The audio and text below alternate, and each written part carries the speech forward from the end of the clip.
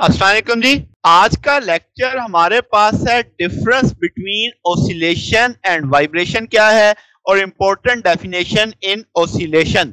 तो जनाब नया कोर्स शुरू करने जा रहे हैं waves and oscillation. Basic book हमारी एहलिडे, रेजनिक, क्रेन और वाल्कर रहेगी। देन साथ में इनपुट्स लेंगे दूसरी बुक्स का भी। कोशिश करेंगे कि आसान तरीके से इस कोर्स को भी वाइंड अप किया जाए। तो जनाब शुरू करते हैं। सबसे पहले बहुत सारे अल्फाज आपस में जो आपको क्लियर होने चाहिए।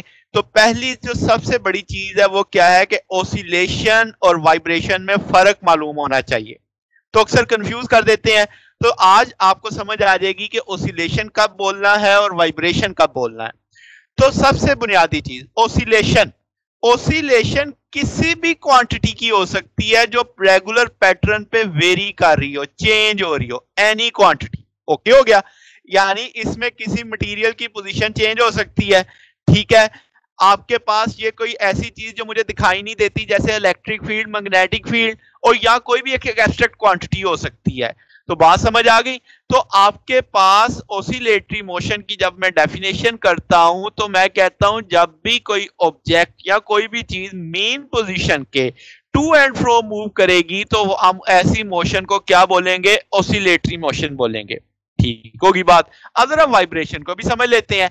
वाइब्रेशन आपके पास किसी मटेरियल ऑब्जेक्ट का एक हिस्सा या वो सारे का सारा जो मोशन करेगा वो आपके पास जो होगी वो वाइब्रेशन कहलाएगी।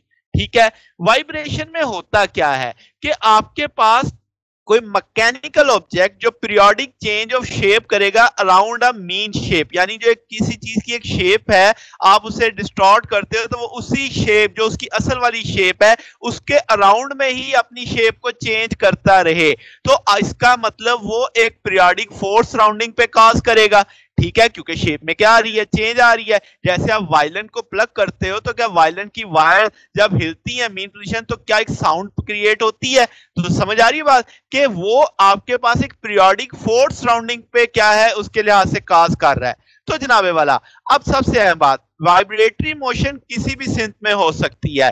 तो अब क्या समझ आई कि कोई भी जो वाइब्रेशन है वो ओसिलेशन तो है क्योंकि वो मेन पोजीशन के अराउंड हो रही है, मगर मगर तमाम ओसिलेशंस जो हैं वो वाइब्रेशन नहीं होती।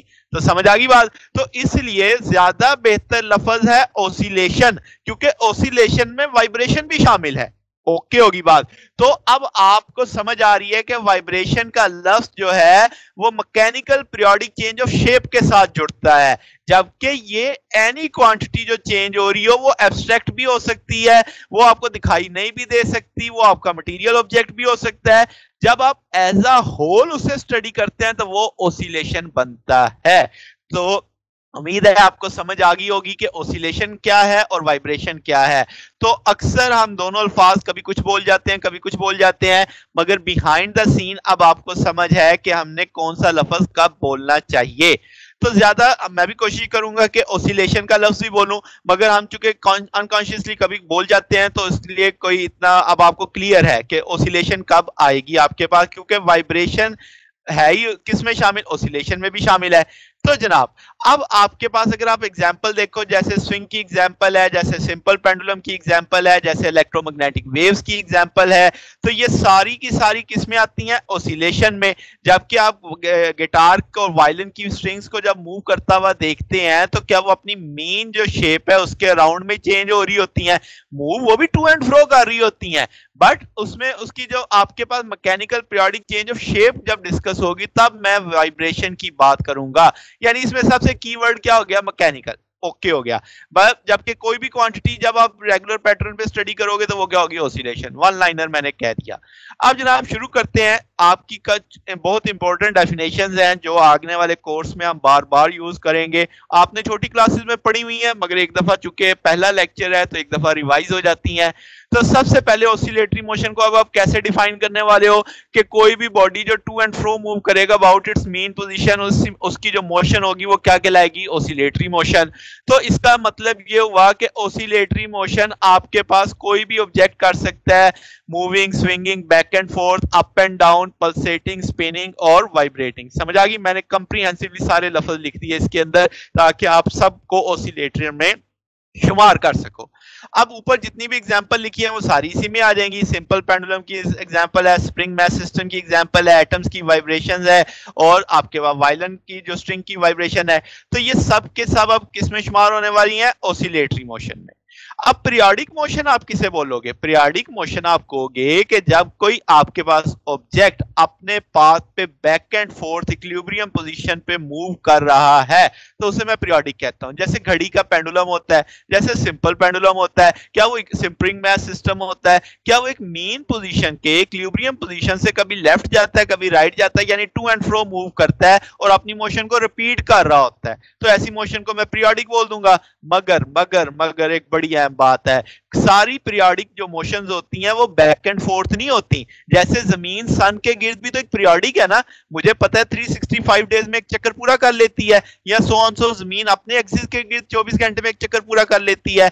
ये पीरियोडिक तो है मगर हम उसे वाइब्रेटरी नहीं मानेंगे। ठीक होगी बात? तो अब आपके पास इसका मतलब यहां से एक लफ्ज आपको कीमती लफ्ज समझ आना शुरू हो रहा है, मीन पोजीशन, कि जब हम अब ये चैप्टर्स पढ़ेंगे ऑसिलेशन का तो इसमें जो की फैक्टर रोल आने वाला है वो क्या है? मीन पोजीशन के तहत। ओके जनाब, अगली चीज आपके पास है टाइम पीरियड। तो एक ऑसिलेशन को पूरा करने के लिए जो वक्त दरकार होगा, जो एक वाइब्रेशन को पूरा करने के लिए, that is called time period. Time required to complete one vibration या वन ऑसिलेशन। तो अब ये कहेंगे कैसे वन ऑसिलेशन का टाइम आप कितना को काउंट करोगे?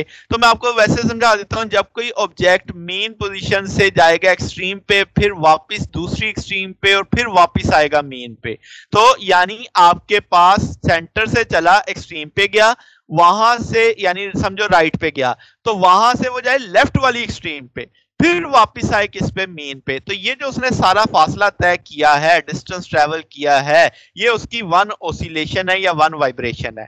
ठीक होगी बात? तो अब इसको जो वक्त लगा that is called time period. अब फ्रीक्वेंसी क्या है?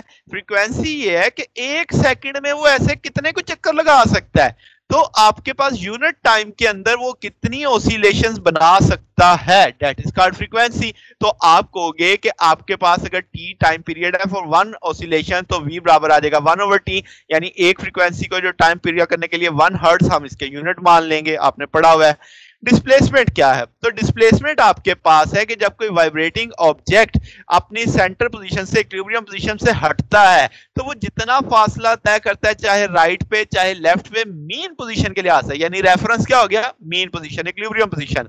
तो वो जो फासला है वो डिस्प्लेसमेंट कहलाता है आपके पास। और जो मैक्सिमम होता है उसे मैं एक्स नॉट कह देता हूं। यहाँ पे मैंने डिस्प्लेसमेंट के साथ लिखा है, तो आप इसे फिल वक्त एक्स मान लो, तो आपके पास जब वो मैक्सिमम होगा तो एक्स नॉट हो जाएगा। तो जो मैक्सिमम यानी एक स्प्रिंग जितना मेन पोजीशन से दूर जा सकता है तो वो ज्यादा से ज्यादा फासला उसका क्या कहलाएगा? एम्पलीट्यूड कहलाएगा।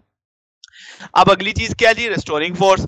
अब एक चीज, जब आपने एक स्प्रिंग को खींच के ले गए एक जगह पे, अब एक फोर्स है जो उसको वापस लाती है उसकी असल वाली जगह पे यानी इक्विलिब्रियम पोजीशन पे। उस फोर्स को क्या नाम देते हैं? रिस्टोरिंग फोर्स देते हैं। और आपके पास ये जब एक्स यानी बहुत ज्यादा ना खींचे तो वो फोर्स आपके डिस्प्लेसमेंट के प्रोपोर्शनल होती है। तो ये एक बेसिक प्रॉपर्टी है रिस्टोरिंग फोर्स की। अब जनाब इसी सोच पे जो हम डेफिनेशन बनाएंगे वो चलेगी सिंपल हार्मोनिक मोशन। तो सिंपल हार्मोनिक मोशन क्या होगी जनाब? कि आपके पास जब आपने जो फोर्स रिस्टोरिंग फोर्स है ऑसिलेटरी सिस्टम की, जब तक वो प्रोपोर्शनल लेगी डिस्प्लेसमेंट ऑफ बॉडी के, जो इक्विलिब्रियम पोजीशन से देख रहे हैं, और वो ऑपोजिट सिमत में होगी डिस्प्लेसमेंट के, यानी एक स्प्रिंग को आप राइट पे खींच रहे हो तो रिस्टोरिंग फोर्स आपके लेफ्ट पे की जानिब सिमत में होगी, और अगर आपका स्प्रिंग दब रहा है लेफ्ट की जानिब तो रिस्टोरिंग फोर्स राइट की जानिब डायरेक्टेड होगी, तो ऑपोजिट डायरेक्शन ऑफ डिस्प्लेसमेंट होगी। तो आपके पास क्या है जनाब के हम कहेंगे कि सिंपल आपके पास हार्मोनिक है, तो ऐसी मोशन को हम नाम देते हैं सिंपल हार्मोनिक मोशन। इसकी सबसे बुनियादी खूबी है कि इसमें टोटल एनर्जी आपकी क्या रहती है? कंजर्व रहती है। ठीक होगी बात जनाब?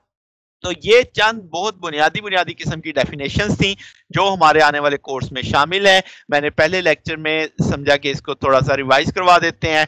आने वाले लेक्चर्स में इंशाल्लाह हम सिंपल हार्मोनिक मोशन की इक्वेशंस बनाएंगे, वेलोसिटी, डिस्प्लेसमेंट, एक्सेलरेशन देखेंगे, फिर एनर्जी को भी डिस्कस करेंगे और फिर एप्लीकेशंस भी देखेंगे। तो ये हमारे पहले चैप्टर की आउटलाइन होगी इंशाल्लाह, फिर आगे चलते जाएंगे। तो जनाब अगर आपको इसमें कोई बात ऐड करवानी हो, कोई आप सजेशंस हो, वो नीचे आप कमेंट्स में दे सकते हैं। वीडियो अच्छी लगी हो तो वीडियो को लाइक कीजिएगा, दोस्तों के साथ शेयर कीजिएगा, चैनल को भी सब्सक्राइब कर दीजिएगा। अब तक के लिए इतना ही, बाकी इंशाल्लाह फिर नेक्स्ट देखेंगे। ओके, अल्लाह हाफिज।